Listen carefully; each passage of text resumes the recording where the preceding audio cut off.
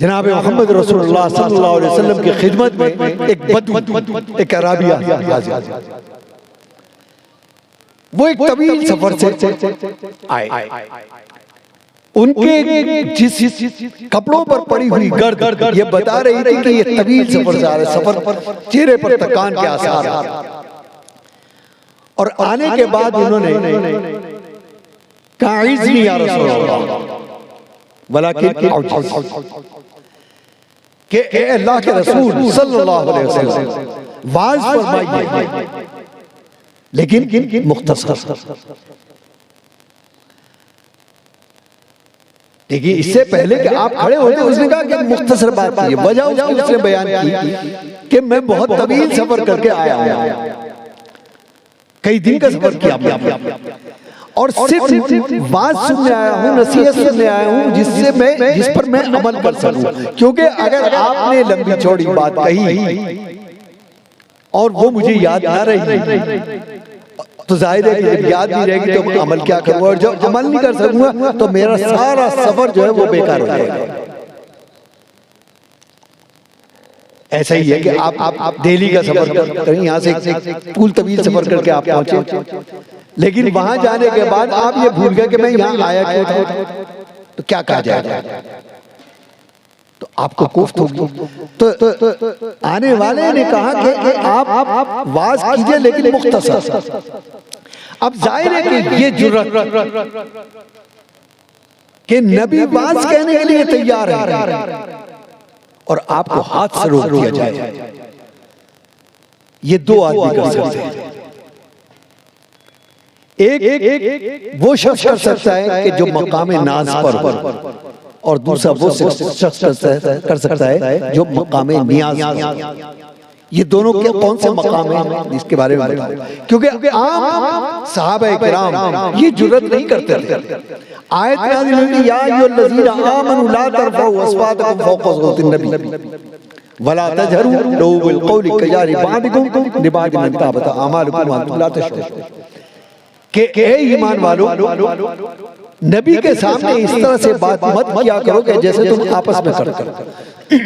ऐसा ना हो कि तुम्हारी जबान से कोई लफ्ज ऐसा निकल जाए जिससे बेअदबी और तुम्हें ये पता भी ना चले कि कब तुम्हारा ईमान निकल गया।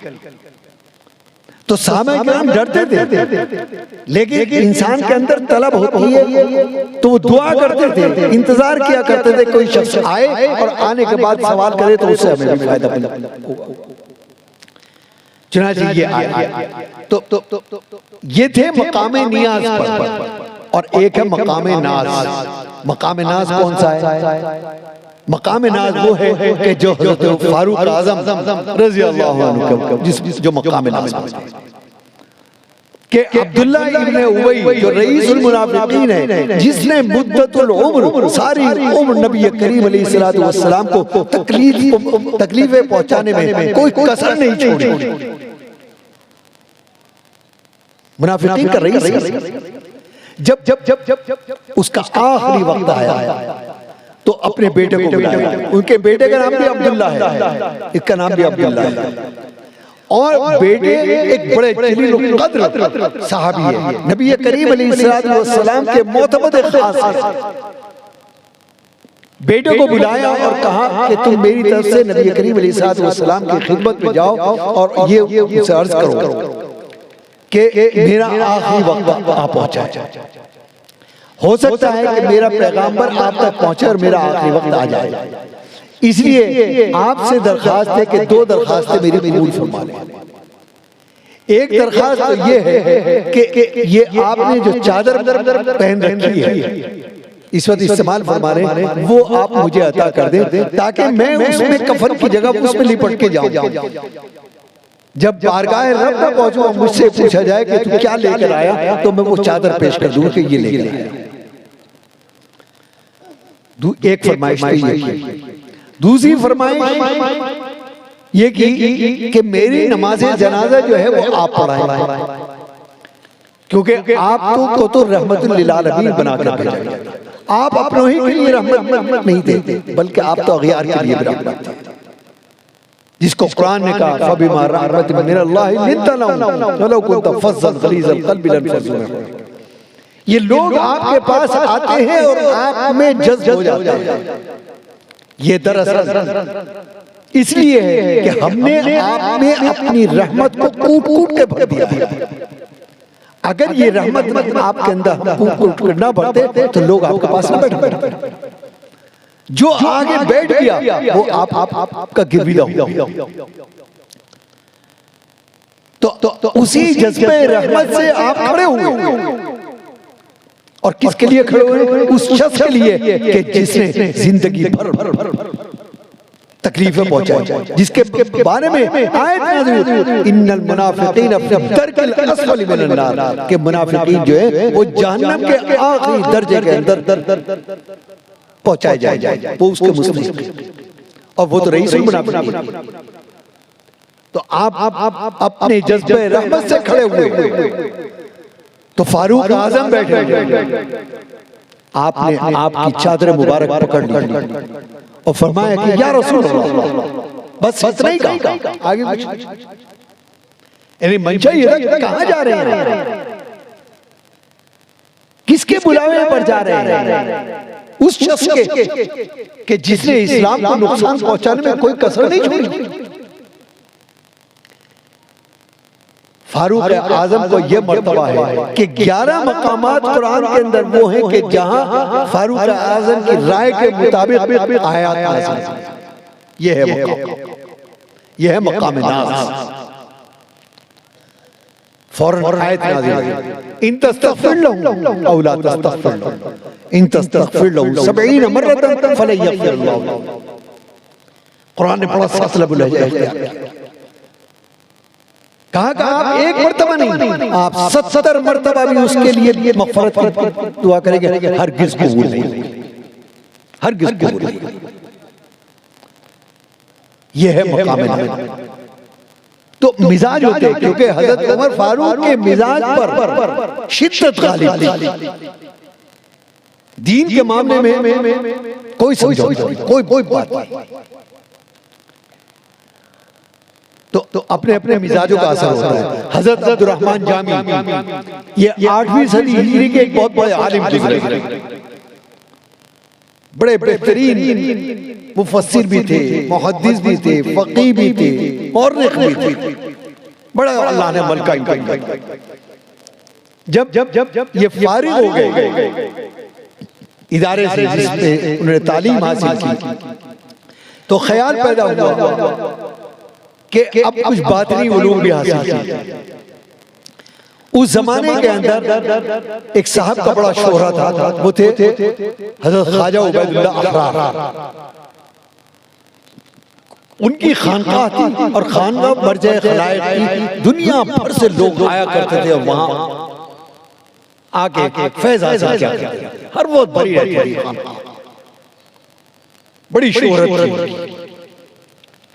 तो इन्होंने इंतखाब किया कि हजरत ख्वाजा उबैदुल्लाह अहरार से बैठ की जाए और उनकी खानकाह में रहकर कुछ बातनी उलूम हासिल किए जाए।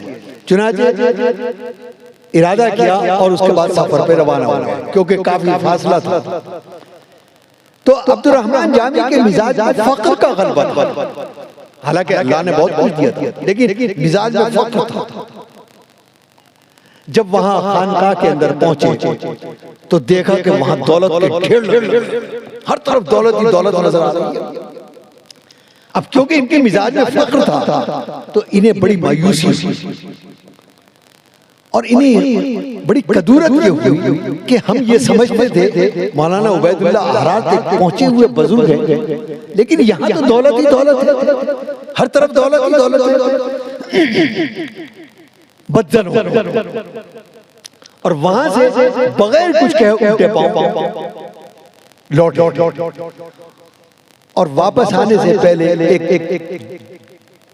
मिसरा कहा कि नंबर 10 आके दुनिया दोस्तदार, नंबर 10 आके दुनिया दोस्तदार, कि अल्लाह ताला उसको अपना दोस्त नहीं रखता कि जो दौलतों के अंबार इकट्ठे करता। और ये कह के वहां से निकल मिले थके हुए थे तो करीब की एक मस्जिद थी, जाके लेट गए। लेटते ही आंख लग गई। ख्वाब देखते हैं कि मैदान हश्र लगा हुआ है और मैदान हश्र की कैफियत वही है, यौम यफिरुल मरउ मिन अखीही व उम्मिही व अबीही व साहिबतिही व बनीही, कि कोई किसी का नहीं, न बाप बेटे का, न माँ बेटे की, न भाई भाई का, हर एक को अपनी फिक्र लगी। अफरा तफरी नफ्सा नफ्सी का आलम है। कुरान ने उसको बयान किया। तो उस कैफियत में अब्दुर्रहमान जामी परेशान हाल फिर रहे हैं कि एक शख्स आया और उसने आके गरीबान पकड़ लिया अब्दुर्रहमान जामी का कि फला वक्त में मेरा तुम पर एक हक बाकी है, मेरा कर्जा बाकी है, वो दो। अब वो कह रहे कि भाई मैं यहाँ से यहाँ कहाँ से दूं तुझे कर्जा? कहा कि मैं कुछ नहीं जानता, मुझे मेरा कर्जा वापस चाहिए, अभी चाहिए, मेरा हक चाहिए। वो छोड़ने को तैयार नहीं और इनसे उससे निकले नहीं जा रहा। लोग इकट्ठे हो गए चारों तरफ और वो इस पर मुसीबत कि मेरा हक अदा कर, और अगर तुम्हारे पास कुछ देने को नहीं है तो फिर अपनी नेकी मुझे दे दो। अब उस वक्त तो हाल ये होगा कि हर आदमी एक नेकी को संभाल के रखेगा, माँ बाप और बहन भाई और औलाद से इसलिए बचेगा कि कहीं ऐसा ना कि ये मांग ले मेरे से। वहां तो नफ्सा नफ्सी का और चीजें ये कि वो से सारी नेकियां मांग रहा है, शदीद परेशान है। अब देखा मौलाना उबैदुल्लाह अहरार घोड़े पर सवार आ रहे हैं और उनके साथ एक खादिम है। उन्होंने खादिम से पूछा कि मामला क्या है, क्यों लोग इकट्ठे? कहा कि अब्दुर्रहमान जामी को फला आदमी लिपटा हुआ है और वो अपना हक मांग रहा है कि ये तो मेरा हक अदा करो और नहीं तो अपनी नेकियां मुझे दे दो। तो अब मौलाना उबैदुल्लाह अहरार ने अपने खादिम से कहा कि हमारे खजाने में से अब्दुर्रहमान जामी का कर्जा अदा कर। चुनांचे वो कर्जा अदा कर दिया। इनकी जान में जान आई और आंख खुल गई। आंख जैसे खुली तो देखा दरवाजे पर मौलाना उबैदुल्लाह अहरार। अब मकाम उनका वाज़ेह हो गया कि किस मकाम पर है, किस अज़मत पर है। जाके पांव पकड़ कि हज़रत माफ कर दीजिए, गलती हो गई, पहचान नहीं सका। कहा कि माफ तो कर देंगे, लेकिन ये बताओ कि जाते में क्या कहा कि हज़रत मैं बहुत शर्मिंदा हूं। बस वो जबान से निकल गए थे, मेरे तासुर में निकले थे अल्फाज। कहा कि नहीं, हम वो तुम्हारी जबान से दोबारा सुनना चाहते। जब मजबूर किया बहुत तो कहा कि मैंने चलते वक्त ये कहा था, न मर्दस्त आके दुनिया दोस्तदार है कि अल्लाह उसको अपना दोस्त नहीं रखता कि जो दौलतों के अंबार इकट्ठे करे। कहा कि इसमें एक जुमला और बड़ा वही, अगर दारत बराए दोस्त के हम जो दौलत इकट्ठी करते हैं, ये हमने जो तुम्हें ढेर नजर आ रहा है, ये अपने लिए नहीं, ये तुम्ही जैसे लोगों के लिए, ताकि ऐसे वक्त में तुम्हारे काम आ सके। तो ये है मिजाज का फर्क, ये है मिजाज का। तो 12 इसमें ये बताया कि मिजाज अलग अलग है। ये फारूक आजम का मकाम था कि वो मकाम नाज पे थे, और ये आने वाले बदू का मकाम था कि वो मकाम नियाज में था कि वो न मनसब नबूवत को जानता था, न उनकी अजमत को जानता था कि नबी करीम अलैहिस्सलाम का मर्तबा या अजमत क्या है। वो तो सीधा साधा एक मुसलमान था। इसीलिए उसे बेहतर कह दिया कि ऐज़नी या रसूलल्लाह, लेकिन औजिज़, वाज कहिए लेकिन मुख्तसर। आप खड़े हुए और आपने वाज फरमाया, और वाज फरमाया वो 1 मिनट तो क्या चंद सेकंड भी चला, 2 मिनट, 1 चंद सेकंड में खत्म हो गया। 3 लफ्जों के अंदर खत्म हो गया। फरमाया कि सल्लू सलातुल मुवत्ता। इसके माने ये है कि जब नमाज पढ़ो तो 1 मिनट के लिए ये ख्याल करो कि हो सकता है कि मेरी जिंदगी की आखिरी नमाज हो, क्योंकि मौत एक ऐसी हकीकत है कि जिसको हर इंसान समझता है इस दुनिया के अंदर खुदा का इनकार करने वाले मुल्हिद पैदा हुए, रसूलुल्लाह की रिसालत को न मानने वाले पैदा हुए, अंबियाए किराम को रद्द करने वाले पैदा हुए, लेकिन आज तक इस दुनिया के अंदर कोई शख्स ऐसा पैदा नहीं हुआ कि जिसने मौत का इनकार कर दिया। क्योंकि मौत एक ऐसी हकीकत है जो हमारे ईमान का हिस्सा है कि वो आएगी, लेकिन कब आएगी, कैसे आएगी, किस तरह आएगी, कैसे कहाँ आएगी, ये हमें नहीं मालूम। हमने ईशा की नमाज पढ़ी है, हमें फजर मिलेगी कि नहीं? तो वो माता दी नफ्सुल माज़ा तकसिबु गदा, कल क्या होने वाला है, अगले लम्हे क्या होने वाला है, हमें नहीं मालूम। तो फरमाया कि जब इंसान ये सोच कर नमाज पढ़ेगा कि हो सकता है कि मेरी आखिरी नमाज हो, तो उसके अंदर जो खुशू और खुजू पैदा होगा। जाहिर है कि ये ख्याल करना, ये तसव्वुर करना हर इंसान के बस की बात नहीं है।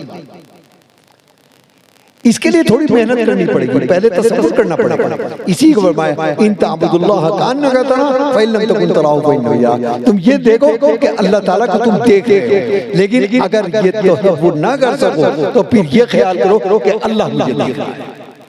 यही खुशू है, यही खुजू है, यही तक़वा है और यही दीन है और यही मुसलमानों कब कुल सिलसिला है। जाहिर है कि नमाज एक जामे तरीन उन्वान है कलाम इलाही के लिए भी और इबादत के लिए। वमा खलक़तुल जिन्न वल इंसा इल्ला लियअबुदून, कि अल्लाह ने पैदा ही हमें इसलिए किया है। तो बहरहाल मंशा ये है कि हमें अपने अहवाल पर गौर करने की जरूरत है, हमें करीब होने की जरूरत है, दूसरे की फिक्र छोड़ दीजिए। नबी करीम अलैहिस्सलाम पर जब इस्लाम नाजिल हुआ, पहली आयत इक़रा बिस्मि रब्बिकल लज़ी खलक़ खलक़ल इंसान मिन अलक़, तो आप फौरन पहाड़ पे नहीं चढ़ गए कि लोगों को जमा किया होगा, देखो मेरे ऊपर वही है। किसको बताया? सबसे अक़रब तरीन रिश्ता हज़रत खदीजा अल-कुबरा रज़ियल्लाहु अन्हा आके बताया कि बदन कांप रहा है, बुखार किसी कैफियत है। और फिर दूसरा दर्जा हज़रत अबू बकर सिद्दीक़ रज़ियल्लाहु अन्हु कि जिनका मामला ये था कि जो बात नबी करीम अलैहिस्सलाम ने फरमा दी तो न बहस है, न तहकीक है, न दिस्तूर है, न दलील है, कोई नहीं। आमनतु व सद्दक़्तु, ये है उनका, वो मकाम सिद्दीक़ियत पर है। फारूक आज़म मकाम शहादत पर है, तो सिद्दीक़ अकबर मकाम सिद्दीक़ पर है। ये आमनतु व सद्दक़्तु। तो सबसे अंज़िर अशीरतकल अक़रबीन, सबसे पहले अपनी इस्लाह करो, नफ्स ज़ात की इस्लाह करो। जब तुम मुतमईन हो जाओ कि मैं अपनी ज़ात की हद तक मुतमईन हो गया, तो अब तुम्हारा करीब तरीन कौन लोगे? तुम्हारे अहल यार कि उनको रास्ता। जब वहां से गया तो फिर महल्ले में, ये नहीं कि पहले महल्ले को दुरुस्त करने निकल जाओ और घर वालों की खबर दो। तो ये है इस्लाह का तरीका, ये है हमें राह रास्त पर लाने की। और यही तरीका जब तक हम नहीं अपनाएंगे, ना हम इस जिल्लत से बाहर आ सकते हैं, ना हमारे ऊपर से ये नकबत खत्म हो सकती है। आज हम जो जिल्लत का शिकार है वो इसीलिए है कि हम उन चीजों को फरामोश कर, मादियत गालिब आ गई। हमें दुनिया भर की फिक्र है, लेकिन नई फिक्र है तो अपने दीन की नहीं है। क्योंकि ये ईमान के दो दर्जे, एक कहलाता है इकरार बिल लिसान, यानी किसी चीज को जान लेना और जानकर उसका इकरार कर लेना, ये कहलाता है तस्दीक, इकरार बिल लिसान के जबान से इकरार कर लेना। और एक है तस्दीक बिल क़ल्ब, यानी दिल से उसका मान लेना और उसका, क्योंकि जब तक दिल तस्दीक नहीं करेगा तो आदमी अमल नहीं कर सकता।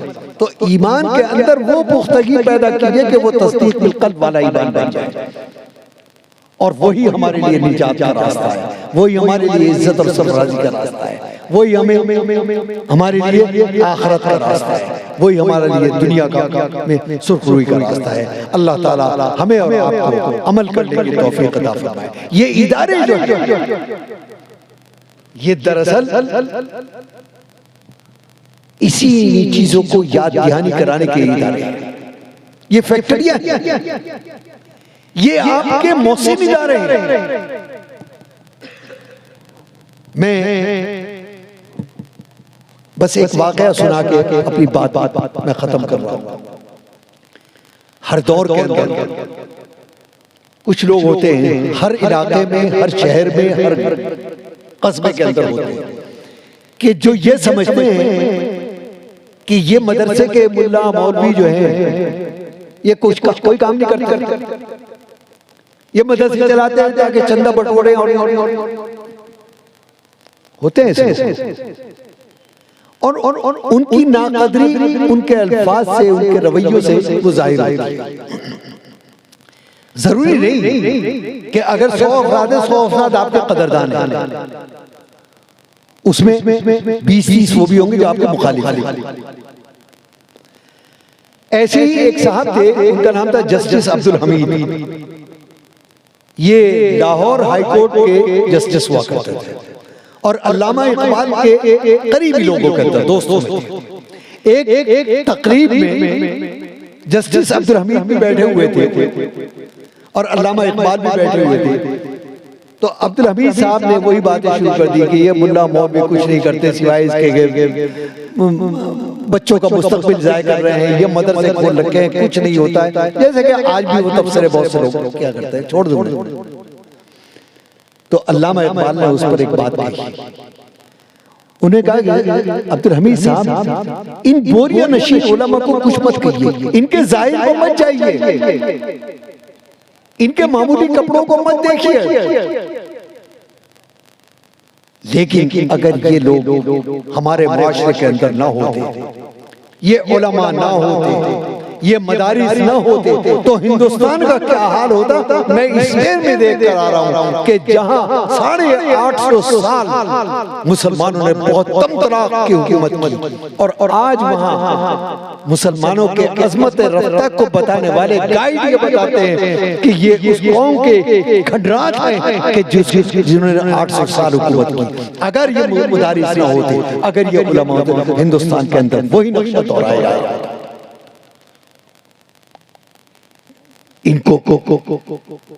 इनके जाहिर को मत जाइए, इनके मदरसों की इमारतों को मत देखिए। ये इन्हीं टूटी फूटी इमारतों के अंदर, इन्हीं खस्ता हाल इमारतों के अंदर इन्होंने ऐसे उलमा पैदा कर दिए कि जिन्होंने तारीख का धारा मोड़ दिया है। तारीख चाहिए। आपको मालूम है कि दारुल देवबंद 1866 में कायम हुआ था। एक अनार के तरफ एक उस्ताद, एक शागिर्द। उस्ताद का नाम भी मुल्ला महमूद था और शागिर्द का नाम भी महमूद था, जो बाद में शेखुल हिंद हजरत मौलाना महमूद हसन साहब देवबंदी रहमतुल्लाह के नाम से मशहूर। एक अनार के दरख्त के नीचे तो कोई कह सकता था कि एक वक्त आएगा कि ये आलम इस्लाम का मरकज बन जाएगा। ये बानिया दारुल देवबंद हुज्जतुल इस्लाम हज़रत मौलाना मोहम्मद कासिम नानौतवी और उनके रुफ़क़ाए कार का इखलास था। मेवात के एक उजाड़ इलाके के अंदर, एक वीरान सी मस्जिद के अंदर एक साहब बैठे हुए और उनके सामने 2 आदमी बैठे और दावत और तबलीग का काम कर रहा है। कोई कह सकता था कि एक वक्त आएगा ये आलमी तहरीक बन जाएगी। ये हज़रत मौलाना इलियास साहब रहमतुल्लाह अलैह का इखलास था। इसलिए जो काम करें इखलास के साथ कीजिए, जो इरादा करें इखलास के साथ कीजिए। किसी से और से अहद मत कीजिए, अपने अल्लाह से अहद कीजिए। और जब आप अल्लाह से अहद करके किसी काम का आगाज करेंगे, अल्लाह से तौफीक तलब करेंगे, क्योंकि कोई भी काम जो है वो बगैर तौफीक के नहीं होता। और तौफीक अल्लाह की इतनी सस्ती भी नहीं है कि आपको बगैर मांगे मिल जाएगी। अल्लाह से तौफीक तलब करेंगे कि अल्लाह ताला इखलास नियत, जब इखलास नियत होगा तो सारे काम अंजाम होते चले जाएंगे। तो इन मदारिस को, इन मोहसिन मदारिस को अपने लिए बाइस रहमत से बचाइए। आज तो मदारिस का जाल, देवबंद से अलीगढ़ का फासला तकरीबन 200-250 किलोमीटर का है। बहुत लंबी बात नहीं कर रहा हूँ, ये आज से तकरीबन 50-60 साल पहले की बात है। कि वहां करीब में जो गांव थे, जब वहां किसी का इंतकाल हो जाता था तो इंतकाल होने के बाद सबसे पहले घर के बड़े बूढ़े जो थे वो किसी बच्चे को दौड़ाते थे कि जाओ जाके मेन रोड पे खड़े हो जाओ, और गुजरती हुई बस से देखो कि कोई मौलवी साहब मिल जाए। बाद सारा दिन वो खड़ा रहता था, कोई नहीं मिलता था, और आखिरकार मुर्दे को बगैर नमाज जनाजा के दफन कर दिया जाता था, और वहां एक लकड़ी लगा देते थे जिसका मफहूम ये था कि इसकी नमाज जनाजा नहीं पड़ेगी। 10 दिन में, 20 दिन में, महीने में, साल, 6 महीने में कोई किसी आलिम का गुजर होता तो उसको ले जाते कि हज़रत इसकी नमाज जनाजा पढ़ो। सिर्फ 200 किलोमीटर का फासला। आप तसव्वुर करें कि किस कदर मोहसिन इदारे आपकी तवज्जो के मुस्तहिक हैं या नहीं। आप अपने दिल से फैसला करें, या आप जो कुछ इसकी किफालत करते हैं इन मदारिस की, उसके बदले में ये आपको क्या दे रहे हैं, उससे 100 गुना 1000 गुना ज्यादा ये आपको वापस लौटा रहे हैं। इसलिए इसकी कदर करें, उलमा की कदर कीजिए। जब तक ये उलमा आपके मुआशरे के अंदर मौजूद है तो बरकतों का भी नुज़ूल है, रहमतों का भी नुज़ूल है, इस्लाह भी होती रहेगी और ये मदारिस भी चलते रहेंगे। अल्लाह ताला हमें और आपको अमल करने की तौफीक अता फरमाए और इन मदारिस की, इन उलमा की अल्लाह ताला हिफाजत फरमाए। व आखिरु दावाना अनिल हम्दुलिल्लाहि रब्बिल आलमीन। जज़ाकल्लाहु